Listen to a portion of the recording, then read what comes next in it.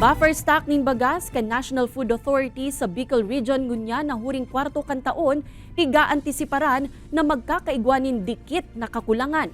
Alagad 23 pesos kada kilo na bakal ngunyan sa paroy piglalaomang makakaengganyar sa mga paraoma na magpabakal kan sa indang gusi sa National Food Authority. Si Jessica Kalinog para sa detalye.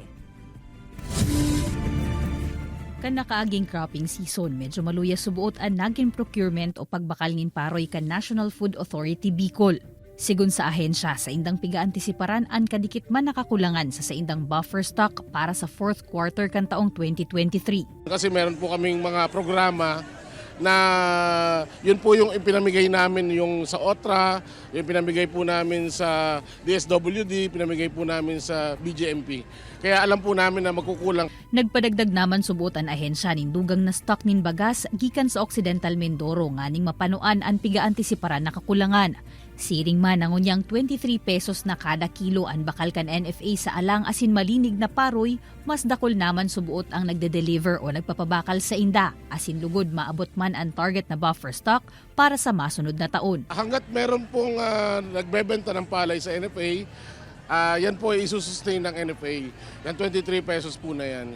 Hanggat nagpapasa sila ng palay sa amin, pupunduhan at pupunduhan po ng NFA yan.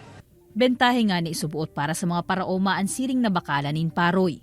Alagad sigun sa 65 anyos na si Tatay Felipe kan San Fernando, Camarines Sur, ang magiging angat para sa inda, iyo ang transportasyon. Kung halimbawa man-pick up hindi sa mo, iyo, pero kung dadarahon doon sa ibi, mayo pa man sasakyan, paano ka man makakapadara doon? Sigun sa NFA Camarines Sur, pwedeng aprobitsaran kan mga paraomaan sa indang palay procurement program. Mantang mayo pa ni na imumuk ng pick-up o buying station sa mga banwaan. Pwede subuot na mag-apod sa indang hotline asin makikoordinar sa opisina nganing makapadara nin truck asin ang NFA na mismo ang ma-pick up kan ipapabakal na paroy. Kaibanan si Jovel Obiso, Jessica Kalinog, Balitang Bicolandia.